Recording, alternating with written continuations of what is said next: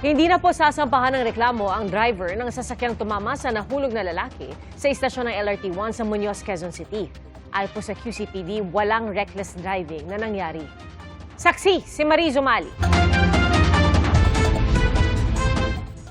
Sa viral videong ito, dumaraan sa bandang EDSA Muñoz sa Quezon City ang sasakyang ito nang biglang nahulog sa harapan nito ang isang tao na hindi na namin ipapakita. Kinustudiya pa ang driver ng sasakyang tumama sa nahulog na tao. Pero pinalaya na rin matapos suriin ng pulisya ang CCTV footage na ibinigay ng LRT-1, pati ang viral video. Nakita natin na wala namang mali na nagawa doon, walang reckless. So in-explain din natin sa magulang, ito po yung nangyari, ito yung CCTV footage. And na-convince naman sila na walang mali yung driver. Kasunod nito, nag-execute ng notarized affidavit ang ama ng nahulog na hindi nasasampahan ng reklamo ang driver. He is not pursuing criminal complaint against the suspect. So wala pong inquest na nangyari.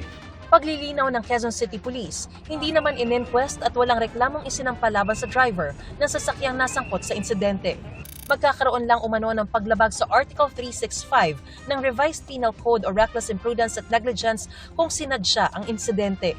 Ang paglalagay naman ng driver sa pansamantalang kustudiya ng pulisya ay bahagi lang ng investigasyon at pagdokumento sa insidente. Hinihingi ito ng batas para matiyak na wala ngang dapat managot sa mga katulad na insidente.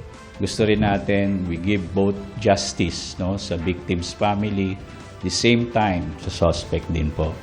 Kasi minsan may mga experience kami na wrongfully charged, pero during the investigation, kung makikita natin na hindi naman talaga siya involved.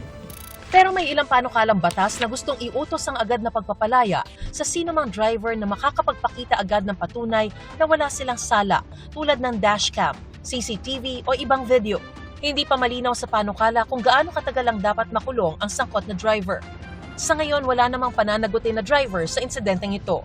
Base rin sa isinagawang investigasyon ng PNP, sa ngayon, wala raw silang nakikita ang contributory negligence sa panig ng LRT management na nagresulta sa malagim na insidente.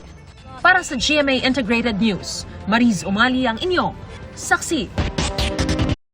Mga kapuso, maging una sa saksi. Mag-subscribe sa GMA Integrated News sa YouTube para sa iba't ibang balita.